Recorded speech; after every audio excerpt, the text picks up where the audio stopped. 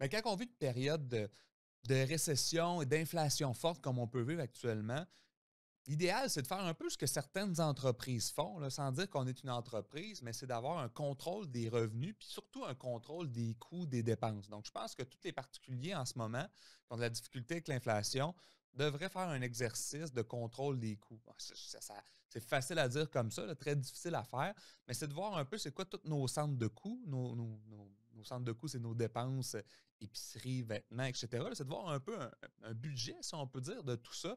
Et après ça, comment on peut contrôler, comment on peut faire des économies à ce niveau-là. Et là, il y a plein de façons là, pour faire des économies. Je vais juste en donner une. Au Québec, au Canada, il y a beaucoup de gens qui n'utilisent pas tous les crédits d'impôt qui sont disponibles. Un des crédits d'impôt, là, pour les familles plutôt, c'est le crédit d'impôt pour activité physique et artistique des enfants. Donc, il y a des crédits d'impôt qui existent pour ça. Là, on peut aller chercher jusqu'à 100 par année en crédit d'impôt là-dessus.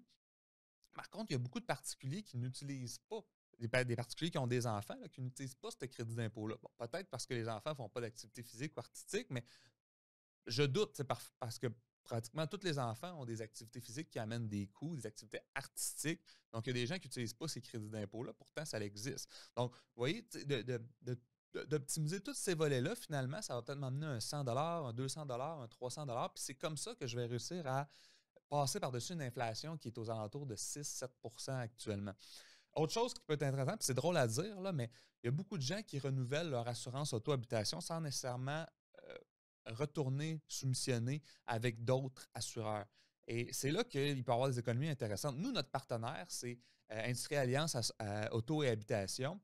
Et il y a la moyenne, il faudrait la revoir directement, mais les gens sont aux alentours de 300, en moyenne, là, 300, 350 lorsqu'ils refont leur soumission auto et habitation. Donc, évidemment, le fait de soumissionner avec un autre assureur, ça peut être super intéressant. Donc, nous, on a une entente avec eux, puis on va même mettre les liens dans l'écran. C'est un partenariat qu'on a avec eux. Donc, il y a un code promo attitré à tout ça. Donc, ça ne vous coûte rien de faire une soumission puis de voir si vous sauvez 100, 200, 300, 400 sur votre assurance auto et habitation.